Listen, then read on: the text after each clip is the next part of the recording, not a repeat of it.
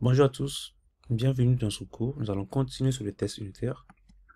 Maintenant qu'on a importé notre projet, on va effectuer un premier test sur notre méthode régime alimentaire que j'ai renommé.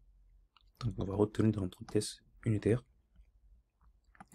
Donc pour effectuer les tests unitaires, j'ai une méthode pour les personnes qui commencent dans le test unitaire. Donc on va le faire étape par étape. La première étape, on va faire le given, puis when, et pour finir, then. Et en quoi cela peut nous aider? En français, given veut dire donner.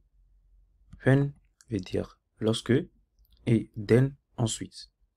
Dans la partie given, nous allons créer des variables qui vont correspondre aux valeurs qu'on doit passer en paramètre de notre méthode régime alimentaire recommandé.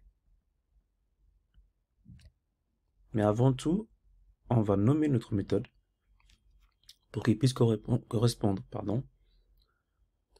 au test qu'on veut effectuer. Donc, on va le nommer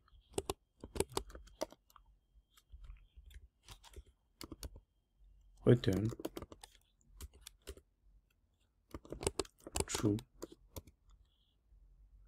when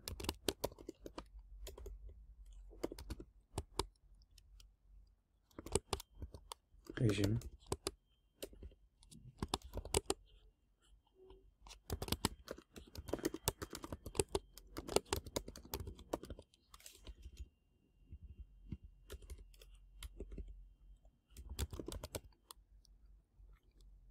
faites toujours attention de bien renommer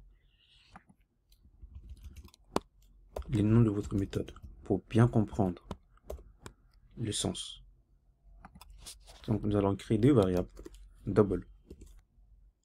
Donc le poids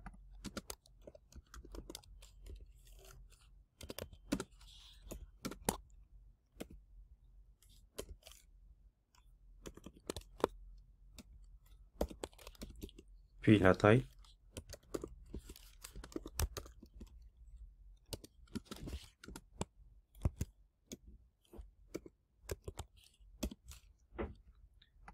et le when. Dans la partie when, nous allons mettre l'appel de notre méthode qu'on a créée, c'est qu'on veut utiliser dans notre test. Donc, étant donné que notre méthode qu'on veut utiliser return un booléen, on va créer une variable qui va correspondre à cette méthode-là. Donc, booléen.